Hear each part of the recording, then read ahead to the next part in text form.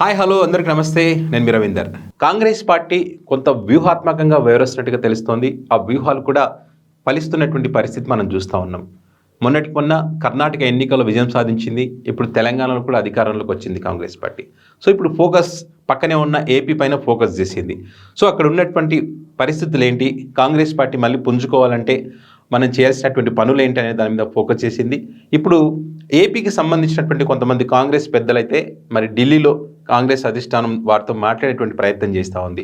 కాంగ్రెస్ పార్టీకి సంబంధించి మరి ఏపీలో ఎవరికి పగ్గాలు అప్పగిస్తే బాగుంటుంది అనేటువంటి ఒక చర్చ జరిగినటువంటి క్రమంలో మరి వైఎస్ షర్మిలకైతే కాంగ్రెస్ పార్టీ పగ్గాలు కనుక అప్పగిస్తే కొంత పూర్వ వైభవం వచ్చే అవకాశం ఉందనేటువంటి అభిప్రాయాలు వ్యక్తమైనటువంటి పరిస్థితి. సో ఇంకా అఫీషియల్గా అయితే అనౌన్స్ చేయలేదు, కానీ ఒక చర్చ జరుగుతున్నటువంటి క్రమంలో మరి ఒకవేళ షర్మిల గారికి పగ్గాలు అప్పగిస్తే ఎలా ఉంటుందని చెప్పి వారు అడిగినటువంటి క్రమంలో చాలామంది కూడా మరి ఆమెకు పగ్గాలు అప్పగిస్తే పార్టీ బలం పెరుగుతుందనేటువంటి ఆలోచనకు వచ్చినట్టుగా తెలుస్తూ ఉంది.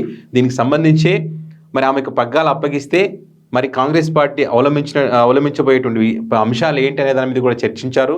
ఏదైతే ప్రత్యేక హోదాకు సంబంధించినటువంటి విషయం కానివ్వండి, అదేవిధంగా మరి ఇప్పుడు ఉన్నటువంటి 3 రాజధానుల అంశం అని చెప్పి జగన్మోహన్ రెడ్డి గారు చెప్తున్నటువంటి క్రమంలో మరి కాంగ్రెస్ పార్టీ ఏకైక రాజధాని అమరావతి అనేటువంటి అంశాన్ని తెరపైకి తీసుకునేటువంటి అవకాశం ఉంది. అదేవిధంగా విశాఖ ఉక్కుకు సంబంధించి కూడా మరి ఒక పోరాటం చేయాలని చెప్పి కాంగ్రెస్ పార్టీ డిసైడ్ అయినట్టుగా తెలుస్తూ ఉంది. సో మొత్తానికైతే వైఎస్ షర్మిల రాజకీయ ప్రస్థానం అనేక మలుపులు తిరుగుతున్నటువంటి పరిస్థితి మనం చూస్తూ ఉన్నాం.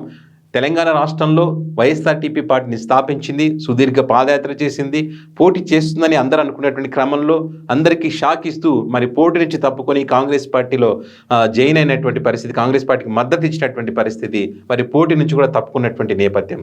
సో ఈ క్రమంలోనే ఆమెకు రాజ్యసభ ఇస్తారని చెప్పి చర్చ కూడా జరిగినటువంటి క్రమంలో మరి ఆమె అయితే లేదు ఏపీ పగ్గాలు అప్పగిస్తామని చెప్పి కాంగ్రెస్ పార్టీ చెప్పిందని ఒక చర్చ నడిచినటువంటి క్రమంలో మరి ఆమె అయితే దాన్ని తిరస్కరించింది. ఎందుకంటే అవతల ఉన్నది సో ఆయన అన్న కాబట్టి అన్నతో ఢీ కొట్టాలంటే కొన్ని పరిస్థితులు ఇబ్బందికరంగా ఉండేటువంటి అవకాశం ఉందనేటువంటి ఆలోచన కూడా అయిష్టత కూడా ఆమెకు ఉన్నట్టుగా తెలుస్తూ ఉంది.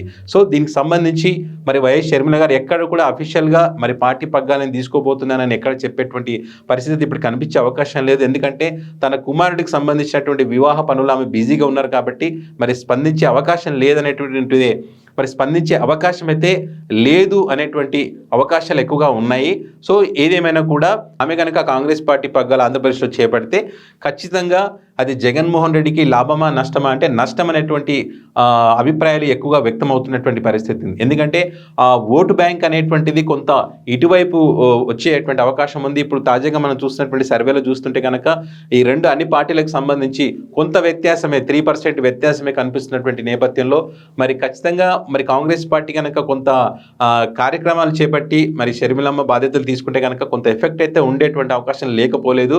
ఎందుకంటే కాంగ్రెస్ పార్టీ కూడా ఈ ఎలక్షన్స్లో ఒంటరిగా వెళ్ళి కనీసం 15% ఓటింగ్ని సాధించాలని చెప్పి పక్కా డిసైడ్ అయినటువంటి క్రమంలో మరి దీనికి సంబంధించి ఏపీ ఇన్ఛార్జిగా ఉన్నటువంటి మాణిక్యం ఠాగూర్ కూడా మరి దీనికి సంబంధించి ఒక వ్యూహ రచన అయితే చేస్తున్నట్టుగా తెలుస్తూ ఉంది.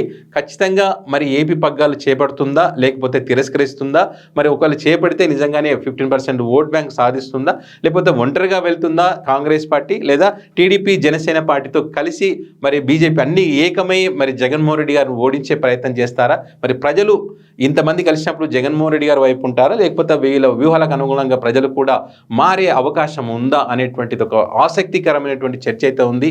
మరి ఎలక్షన్ దగ్గర పడుతున్నటువంటి వేళ ఈ చర్చ అయితే పెద్ద ఎత్తున జరుగుతున్నటువంటి నేపథ్యంలో మరి ప్రజా తీర్పై ఇక్కడ ఇంపార్టెంట్ కాబట్టి ప్రజలనే నమ్ముకున్నాను, నేను ఒంటరిగానే వస్తాను, నేను కనుక మీ ఇంటింటికి నా పథకాలు అన్నీ ఉంటే కనుక మీకు మేలు జరిగింటే కనుక నాకు ఓటు వేయండి అనే ఒక నినాదంతో జగన్మోహన్ రెడ్డి గారు వెళ్తున్నటువంటి క్రమంలో మరి ప్రజా తీర్పు ఎలా ఉంటుందనేది మాత్రం ఎలక్షన్ దాకా వేచి చూడాల్సిందే.